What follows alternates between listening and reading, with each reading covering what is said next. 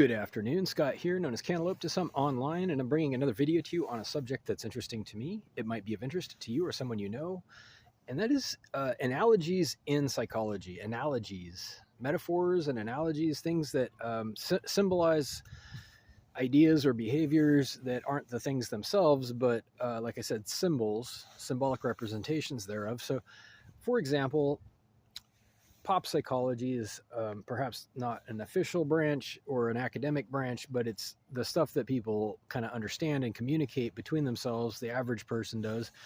And in these circles of people who discuss pop psychology, they mention a lot of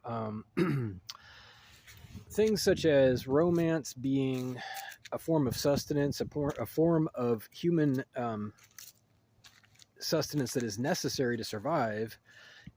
And they call, being romantic with somebody, sometimes they call it, being food, having, sustenance.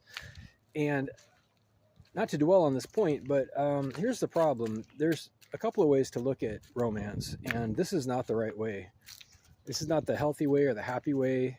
This is the parasitic way. And unfortunately, it's the common way. It's the way of regarding other people as a source of fuel or energy just by the metaphor itself. And it's also, if you think about, when you eat something, when you consume food, you kill the thing. So it's really a terrible analogy all around. And I want to just mention that there's another way to look at it, a better way, which is when a person is well put together and they have all of their own needs met, there may be some extra to give. And if you ask me, that's the point at which a person is ready to start dating.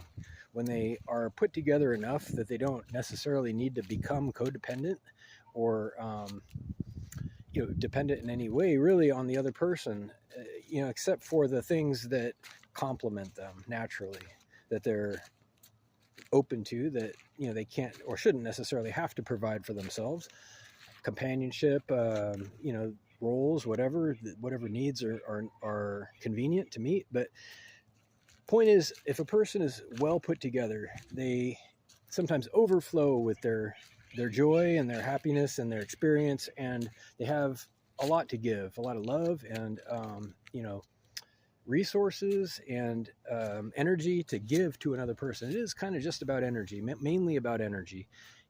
And the analogy, one more time, of people being a form of food that is necessary for survival, it presupposes, it has the implication that you're expected to take something. You're expected to consume someone's energy when you date them. And it's actually illuminating. It's illuminating because it ties in, it dovetails with the other philosophies that are going around, such as the friend zone, the idea of a friend zone where you shouldn't necessarily respect someone as a friend if you want to have sex with them, because it's thought to be weak in that department. They're supposed to be categorically separate, but I disagree completely with this. I think that the happiest and healthiest relationships, serious romances, are about building around a friendship. You have all of the stuff of a friendship, and then there's more icing on the cake, so to speak, on top of that, where your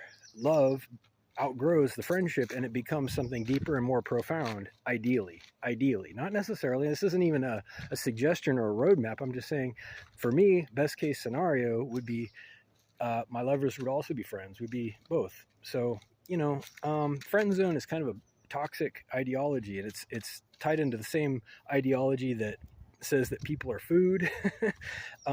It's just, I think it's meant to sound kind of funny and sarcastic, but it's not healthy. It's not a healthy way to look at people. And it's funny that the way our analogies shape our understanding of the world and how we approach people, how we regard them as, people to hold back sometimes. If they're looking at us as food, am I food? Okay, well, maybe I should defend myself. I should have all kinds of barriers to entry and, skepticism and defense and mistrust.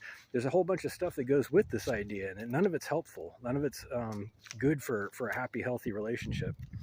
So anyway, that's about all I wanted to say on that subject. Reach out with questions or comments to whitehotrobot@gmail.com. Thank you.